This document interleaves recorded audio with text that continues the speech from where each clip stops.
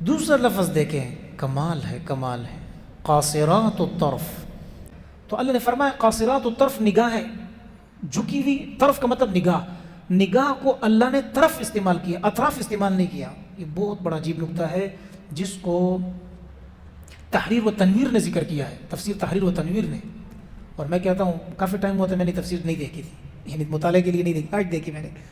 تحریر و تنویر دیکھی، پھر تقی عثمانی صاحب کی تفسیر دیکھی، پھر میں نے تفسیر سید قطب صاحب کی دیکھی، اور ظلال القرآن، اور ایک میں نے تفسیر امام رازی رحمۃ اللہ کی تفسیر دیکھی. سب سے بہترین تفسیر تحریر و تنویر نے کی ہے.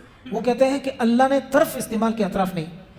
ترجمہ میں نے کیا کیا، ایسی حوریں جن کی شاباش ذرا زور سے بولے، کیا نگاہ نہیں ہے، نہیں نظریں بھی نہیں ہے، جمع نہیں ہے، نگاہ نظر.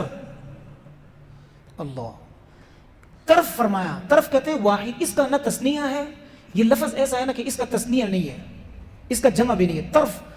طرف کہتے ہیں ایک نظر کو کہتے ہیں. اور اس کا مطلب یہ کہ وہ حوریں اتنی محفوظ ہے کہ پہلی نگاہ اگر اس کی اٹھے گی تو اپنے خاوند کی طرف دیکھے گی. اللہ کے کلام کو دیکھیں، اللہ نے جمع استعمال نہیں کیا، طرف فرمایا. قاصرات الطرف عین. تیسری صفت کیا فرمایا، عین. عین کہتے ہیں موٹی نگاہوں والی، لمبڑی آنکھوں والی، یہ صفت ہے، یہ تو عام صفت. چلو آگے فرمایا کأنہن بیض مکنون، گویا کہ وہ چھپے ہوئے انڈا ہے. انڈا. اب میں اس کو دیکھ رہا تھا کہ چھپا ہوا انڈا کیا ہے، اور انڈے کی میں خوبصورتی کی کیا ہے.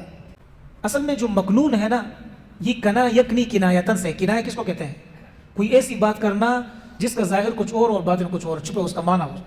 استعارہ الگ ہوتا ہے، کنایہ الگ ہوتا ہے، یہ وہ ہے، تشبیہات ہے. غور سے سماعت فرمائے گا. مکنون اس انڈے کو کہتے ہیں جو چھپایا ہوا ہوتا ہو. میں نے جب ترجمہ دیکھا تو اس میں ایک تفسیر میں اس میں لکھا گیا ہے کہ یہ تیتر کے انڈے کو، شتر مرغ کے انڈے کو کہتے ہیں. میں نے کہا شتر مرغ کے انڈے سے کیا ہوا ہے. اصل میں مکنون کا لفظ شتر مرغ کے انڈے کے ساتھ زیادہ فٹ ہوتا ہے، کیونکہ جب یہ انڈا دیتا ہے تو یہ ریت میں اور اپنے پروں کے بعض ریشوں میں اس کو چھپا لیتا ہے. صرف تیتر یہ کرتا ہے کہ اپنے انڈے کو چھپاتا ہے. اللہ تبارک و تعالیٰ نے اس کے انڈوں سے اس حور کو تشبیہ دی کہ اس کو کسی اور نے نہیں دیکھا. اور دوسرا ترجمہ یہ کیا ہے کہ دوسری تشبیہ یہ ہے کہ یہ اتنی خوبصورت ہوگی کہ امر القیس نے مکنون کی تعریف میں، انڈے کی تعریف میں یہ کہا ہے کہ ان کے رنگ سفید بھی ہوں گے، زرد مائل ہوں گے. یہ شتر مرغ کا رنگ جو انڈا ہوتا ہے یہ سفید اور زرد مائل ہوتا ہے.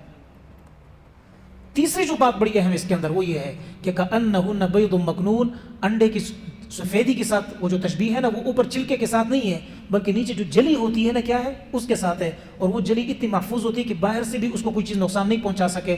آپ نے دیکھ انڈے کو جب ہم ابال لیتے ہیں تو اس کے اندر زردی بھی ہوتی ہے، سفیدی بھی ہوتی ہے، اس کے اوپر ایک جلی ہوتی ہے. یہ عورت اتنی محفوظ ہے کہ اس کو ذرہ برابر بھی کسی کی نگاہ نہیں لگی ہے.